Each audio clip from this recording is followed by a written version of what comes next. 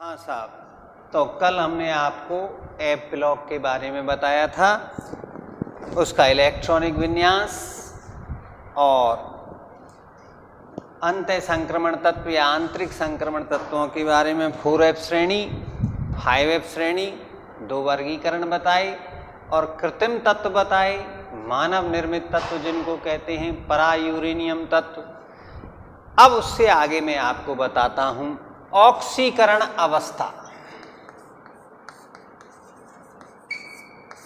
करण अवस्था देखिए साहब, ऑक्सीकरण अवस्था इसका जो बिंदु है, तो लैंथेनम का जो इलेक्ट्रॉनिक विन्यास अपन ने लिखा था, लैंथेनम 57 और यहां जीनॉन 54, 4F0, 5D1, 6S2, यानी 57, 54 के बाद 55, 56, 57। अब अगला जो हम भरेंगे वो सीरियम में जाएगा। सीरियम 58, ये जीनॉन हो गया आपका, और 4F1, 5D1, 6S2।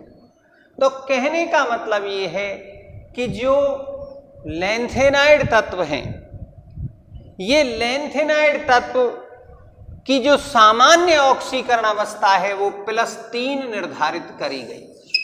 ये मैंने आपको जब उसकी टेबल बनाई थी, सारणी बनाई थी, उसमें बताया था कि सभी की सभी जो टेबल के अंदर आते हैं वो +3 ऑक्सीकरण अवस्था प्रदर्शित करते हैं।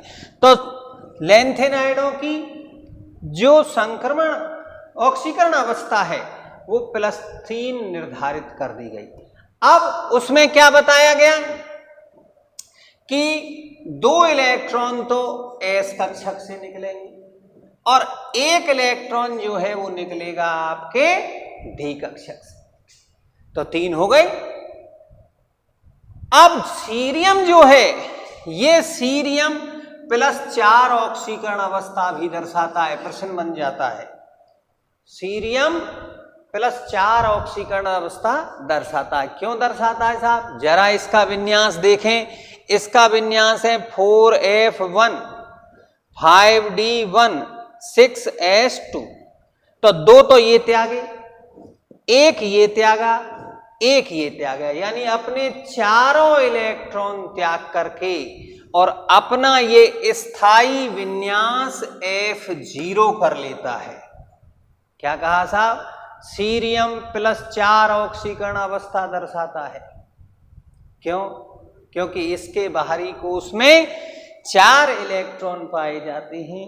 ये चारों इलेक्ट्रॉन त्याग करके अपने बाहरी कोश का विन्यास F0 कर लेता है, जो कि ज्यादा स्थायी है। दूसरी बात, आपके टर्बियम भी +4 ऑक्सीकरण अवस्था दर्शाता है। ये भी क्या करता है? 4 इलेक्ट्रॉन त्याग करके अपना जो विन्यास है वो F7 कर लेता है, जो कि अर्धपूरित कक्षकों के समान होता है। तो सीरियम और टर्बियम ये दोनों की दोनों ही +3 के साथ साथ +4 ऑक्सीकरण अवस्था भी दर्शाते हैं। यानी लैंथेनाइडों की ऑक्सीकरण अवस्था +3 हो गई, +4 हो गई, और फिर आपके YB, EU ये दोनों ही +2 ऑक्सीकरण अवस्था भी प्रदर्शित करते हैं। इसका कारण ये क्रम से अपना विन्यास F7 और F14 कर लेते हैं, जो कि स्थायी विन्यास होता है। तो कहने का मतलब ये है कि जो लैंथेनाइड तत्व होते हैं वो +3, +4, +2 यानी 3 ऑक्सीकरण अवस्थाएं प्रदर्शित करते हैं, +2, +3 और +4। अब प्रश्न ये होता है, जो संक्रमण तत्व हैं, संक्रमण तत्व परिवर्तनशील ऑक्सीकरण अवस्था दर्शाते हैं। लैंथेनाइड तत्व इतनी नहीं दर्शाते। तो आपस में जब क्रॉस प्रश्न पूछेंगे आपसे तो आपसे कहा जा सकता है कि संक्रमण तत्व परिवर्तनशील ऑक्सीकरण अवस्था दर्शाते हैं, क्यों? लैंथेनाइड परिवर्तनशील ऑक्सीकरण अवस्था नहीं दर्शाते, क्यों? तो इसका क्या कारण है? संक्रमण तत्वों का मैंने आपको पहले बताया था।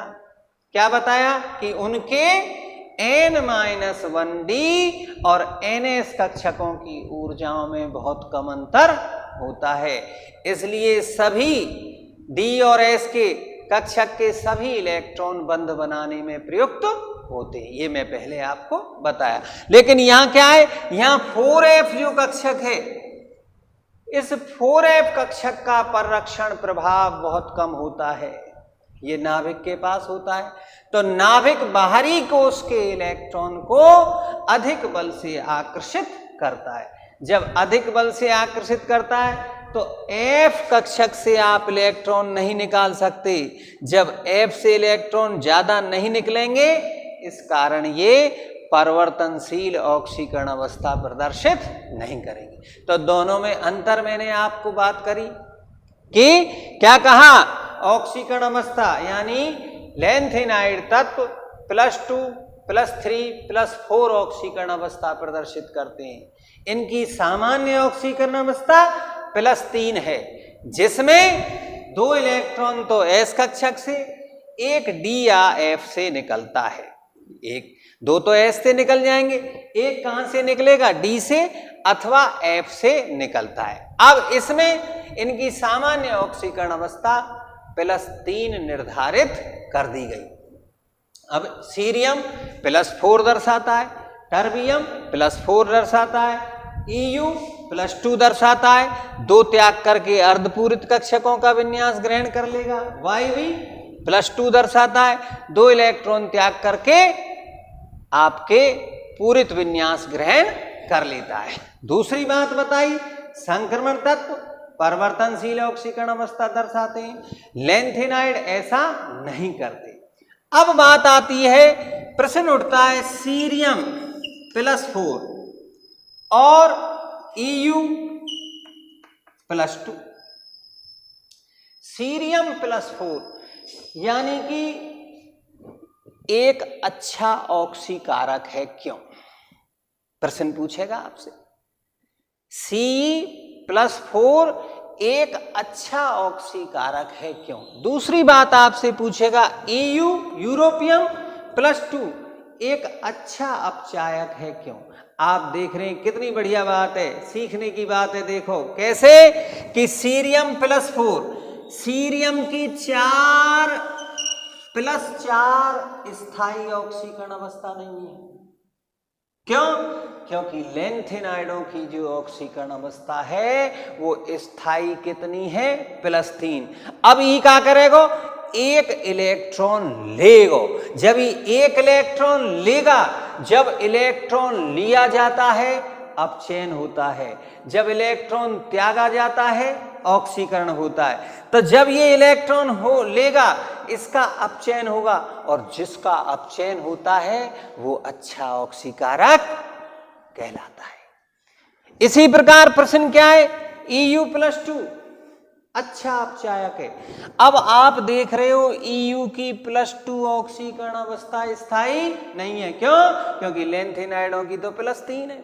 छोटा सा प्रश्न यही पूछ लिया जाए, लैंथेनाइडों की स्थायी ऑक्सीकरण अवस्था होती है, आप लिखोगे उत्तर +3। तो EU अच्छा अपचायक है, क्यों? इसके पास 2 इलेक्ट्रॉन है। अभी अपनी सामान्य ऑक्सीकरण अवस्था करने के लिए क्या करेगा? ये 1 इलेक्ट्रॉन त्यागेगा। जब ये 1 इलेक्ट्रॉन त्यागेगा, तो जब इलेक्ट्रॉन त्यागा जाता है तो ऑक्सीकरण होता है, और जिसका ऑक्सीकरण होता है वो क्या कहलाता है? एक अच्छा अपचायक कहलाता है। तो 3 बात हो गई कि C+4 अच्छा ऑक्सीकारक है, क्यों? क्योंकि साहब या कि +4 ऑक्सीकरण अवस्था है जो स्थायी नहीं है। स्थायी करने के लिए क्या करेगा साहब? ये एक लेगा तो अपचयन होगा, अपचयन जाकर होवे कहा कहलावे? अच्छा ऑक्सीकारक कहलावे। ऐसे ही EU के बारे में कहोगे साहब या कि +2 थोड़ी है स्थायी, लैंथेनाइडों की तो +3 है, क्या करेगा? एक त्यागेगा। जो त्यागता है उसका ऑक्सीकरण, और जिसका ऑक्सीकरण होता है वो अपन परिभाषा पढ़ चुके हैं 11th में, वो एक अच्छा अपचायक होता है। अब बात आती है ऑक्सीकरण अवस्था आपके एक्टिनाइडों की, एक्टिनाइड तत्वों की ऑक्सीकरण अवस्था। जैसे लेंथेनाइड तत्वों की ऑक्सीकरण अवस्था है, ऐसे ही एक्टिनाइड तत्वों की ऑक्सीकरण अवस्था के बारे में बात करते हैं अपन। देखें जरा,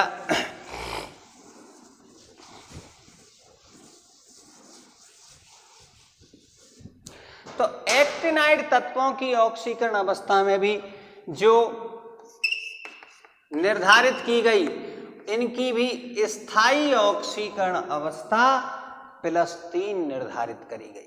तो दोनों में एक समानता हो गई। लेंथेनाइड तत्वों की भी +3 ऑक्सीकरण अवस्था स्थायी है, एक्टिनाइड तत्वों की भी +3 ऑक्सीकरण अवस्था है। दूसरा, दोनों ही एफ ब्लॉक के तत्व हैं, समानताएं दोनों में। तीसरी बात, दोनों के ही 3-3 कोष अपूर्ण भरे हुए होते हैं, और ये दोनों ही विद्युत धनी तत्व हैं। तो दोनों में अगर समानताएं आपको लिखवाता है कि लेंथेनाइड तत्वों और एक्टिनाइड तत्वों में समानता बताइए, आप क्या कहोगे साहब कि दोनों की ही +3 ऑक्सीकरण अवस्था स्थायी होती है, पहला समानता। दूसरी समानता, दोनों ही एफ ब्लॉक के तत्व हैं। तीसरी समानता, दोनों में ही 3-3 कोष अपूर्ण भरे हुए होते, परिभाषा है। चौथी समानता, इनके आकारों में परिवर्तन नियमित होता है। पांचवी, जो मैंने अभी आपको बताई थी। तो इस तरह से आपको ये 4-5 समानताएं आप इसमें लिख सकते हो। तो कहने का मतलब ये है, एक्टिनाइड 89 के बाद आता है, इनकी भी स्थायी ऑक्सीकरण अवस्था क्या +3, लेकिन ये इसके अलावा +2, +3, +4, +5, +6, +7 इस तरह से परिवर्तनशील ऑक्सीकरण अवस्था दर्शाते हैं। +3 तो स्थायी हो गई। चौथी बात, ये इस तरह से परिवर्तनशील ऑक्सीकरण, इसका क्या कारण कहकर बताया कि आपके 5F, फिर क्या 6D और 7S, तो इनके 5F, 6D, 7X कक्षकों की जो ऊर्जाएं, उनमें अंतर बहुत कम है, तो सभी इलेक्ट्रॉन बंध बनाने में प्रयुक्त होते हैं। 5F के बारे में क्या, 4F में से तो ऐसा नहीं होता। आपसे कैसा, लेंथेनाइड तो परिवर्तनशील ना दर्शाएं, एक्टिनाइड परिवर्तनशील दर्शा रहे, क्यों? वैसे साफ लफ्जों में मैं कह दूं, इनकी ऑक्सीकरण अवस्थाएं अस्पष्ट हैं, क्योंकि इनकी अर्धायु काल ये तो कितनी सी है, बहुत कम है। दुर्लभ मृदा तत्व, ये तो दुर्लभ है, बहुत कम है। मृदा, ऑक्साइड, दुर्लभ मृदाओं से, ऑक्साइडों से प्राप्त होते हैं, इसलिए इनकी ऑक्सीकरण अवस्थाएं स्पष्ट नहीं है, क्योंकि इनका अर्धायु काल बहुत कम होता है, क्षणिक होते हैं, प्रकृति में प्राप्त नहीं होते। यूरेनियम 92 के बाद आने वाले तत्वों को अपन प्रयोगशाला में बनाते हैं, उन्हें कृत्रिम तत्व कहते हैं। तो इसलिए इस बारे में बता जरूर रहा हूं, लेकिन इनके कंपाउंड आप नहीं बना पाओगे, ये बहुत क्षणिक अर्धायु काल होती है, तो इनकी ऑक्सीकरण अवस्थाएं स्पष्ट नहीं है। तो प्रश्न जरूर उठता है कि लेंथेनाइड परिवर्तनशील ऑक्सीकरण अवस्था प्रदर्शित नहीं करती, एक्टिनाइड करते, क्यों? तो अगर आपसे ऐसा पूछता है, आप जवाब दे दो क्या कि 5F जो कक्षक है, हालांकि परिरक्षण प्रभाव कम है, लेकिन नाभिक से दूर होता है, नाभिक का आकर्षण इस पर कम होता है, इसलिए ये कहकर बताया कि इनकी ऊर्जाओं में बहुत कम अंतर होता है, इसलिए सभी इलेक्ट्रॉन त्याग देते हैं। तो इनकी परिवर्तनशील ऑक्सीकरण अवस्थाएं प्रदर्शित करते हैं। तो ऑक्सीकरण अवस्था लेंथेनाइडों की मैंने बताई, ऑक्सीकरण अवस्था एक्टिनाइड। अब आता है लेंथेनाइड संकुचन, इनके आकारों में परिवर्तन। तो इनके आकार में कैसे परिवर्तन होता है जरा देखें। चूंकि सभी की +3 ऑक्सीकरण अवस्थाएं स्थायी है, तो +3 इलेक्ट्रॉन जब त्यागेंगे तो इनकी आयनिक त्रिज्याओं में जो अंतर होगा वो नियमित होगा, इसलिए इनके आयनिक त्रिज्याएं लगभग समान पाई जाती हैं। लेकिन जब इनकी परमाणुवीय त्रिज्याओं की बात करें तो आप क्या कहोगे, परमाणुवीय त्रिज्या में जो सीरियम है उसकी तो कम होगी, फिर इनकी लगभग बराबर सी चलेंगी, क्योंकि सीरियम की परमाणुवीय त्रिज्या कम क्यों होगी, ये 4 इलेक्ट्रॉन त्यागता है, बाकी सब 3 त्यागते हैं। फिर यूरोपियम की बढ़ जाएगी, क्यों, क्योंकि ये 2 इलेक्ट्रॉन त्यागता है। फिर लगभग नियमित सी चलेंगी, ये आलेख है नहीं आपके, आयनिक त्रिज्या का है, वो नियमित है, ये मैं वैसे बता रहा हूं आपको। फिर उसके बाद आपका चलेगा YB की फिर बहुत ज्यादा बढ़ जाएगी, क्यों, ये केवल 2 इलेक्ट्रॉन त्यागता है।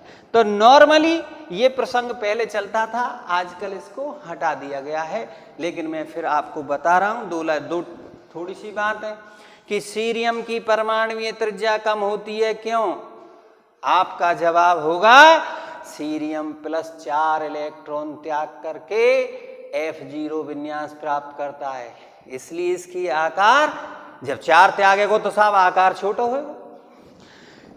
EU यूरोपियम और YB ये 2 इलेक्ट्रॉन त्यागते हैं, इसलिए इनकी त्रिज्याएं बड़ी होती हैं, बाकी सबकी समान पाई जाती हैं। अब आती है बात लेंथेनाइड संकुचन। तो लेंथेनाइड संकुचन इंपॉर्टेंट प्रश्न है, पिछले वर्ष भी पेपर में आया है, लगातार भी आता रहता है, एक साल छोड़ के भी आता जाता है। लेंथेनाइड संकुचन,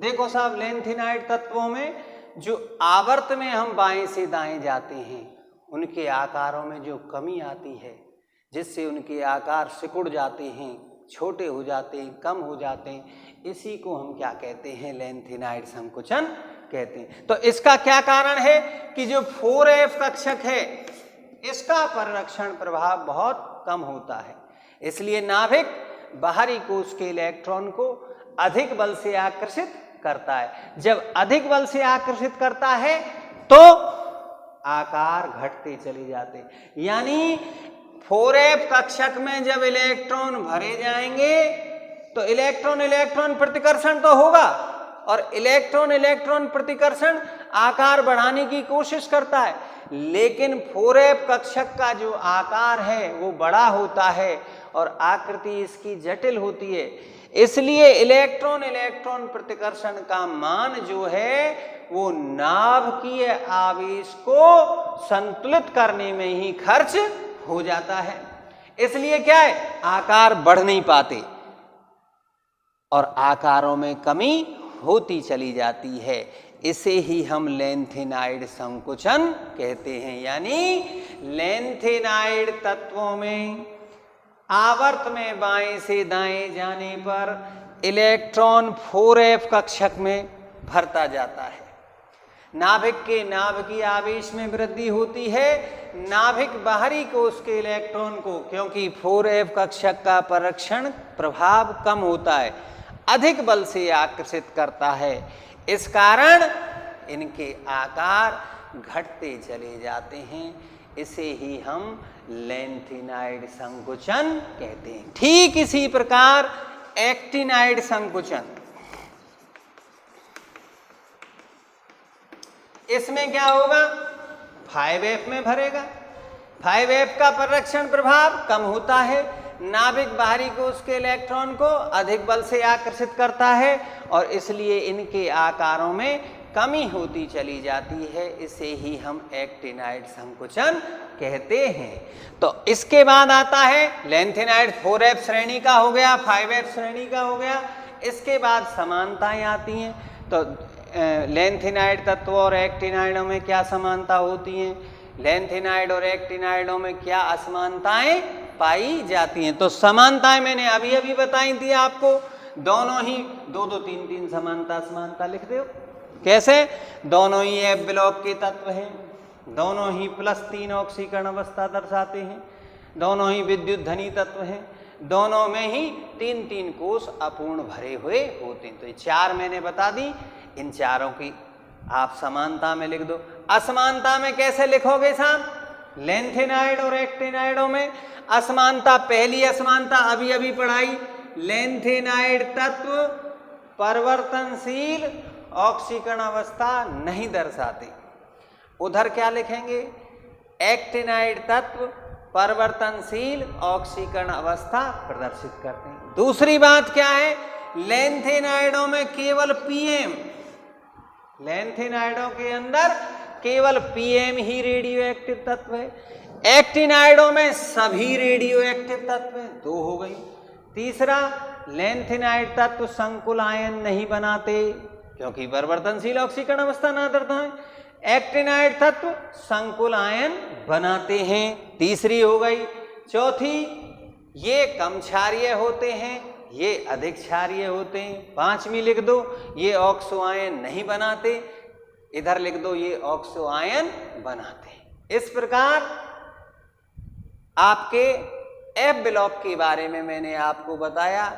एफ ब्लॉक में जिसमें अंतिम इलेक्ट्रॉन एफ कोष में भरता है, इनका इलेक्ट्रॉनिक विन्यास के बारे में बताया। इनका इलेक्ट्रॉनिक विन्यास n-2 F 1 से 14, n-1 D0 से 1 NH2 होता है। ये आंतरिक संक्रमण तत्व कहलाते हैं क्योंकि इनमें 3 कोष अपूर्ण भरे हुए होते हैं। इनके अंतर्गत 2 श्रेणियां आती हैं, एक तो 4F श्रेणी, एक 5F श्रेणी। 4F श्रेणी को हम लेंथेनाइड श्रेणी कहते हैं, 5F श्रेणी को हम एक्टिनाइड श्रेणी कहते हैं। 4F श्रेणी के इलेक्ट्रॉनिक विन्यास 4F 1 से 14, 5D0 से 1 और 6S2 होता है। और एक्टिनाइडों का एक और बढ़ा दो, इनको दुर्लभ मृदा तत्व कहते हैं। क्यों कहते हैं दुर्लभ मृदा? क्योंकि पहले ये दुर्लभ यानी बहुत कम मात्रा में, बहुत कठिनाई से ऑक्साइडों से प्राप्त होते थे, इसलिए इनको दुर्लभ मृदा तत्व कहते हैं। और परायूरेनियम तत्व किसे कहते हैं? कृत्रिम तत्व किसे कहते हैं? जिनका निर्माण हम प्रयोगशाला में करते हैं। और यूरेनियम 92 के बाद आने वाले AM, BK, americium, berkelium, californium, lawrencium, polonium, PU, इस तरह के तत्व जो यूरेनियम 92 के बाद आते हैं वो सब क्या कहलाते हैं? कृत्रिम तत्व। आपको पता है यूरेनियम ही मिलता है इस पृथ्वी पर, बाकी सब तत्व तो आपको बनाने पड़ेंगे। यूरेनियम तो तब का है जब से पृथ्वी थी। इसी के आधार पर तो कार्बन डेटा विधि लगा लगू कैनिया और सबकी आयु निर्धारित की जाती है।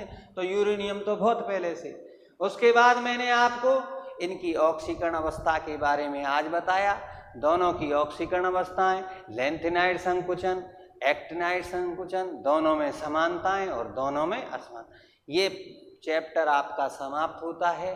अगला चैप्टर हम आपको पढ़ाएंगे रासायनिक बल गति की, जो अगला वीडियो आप प्राप्त करोगे। धन्यवाद। जय श्री राम।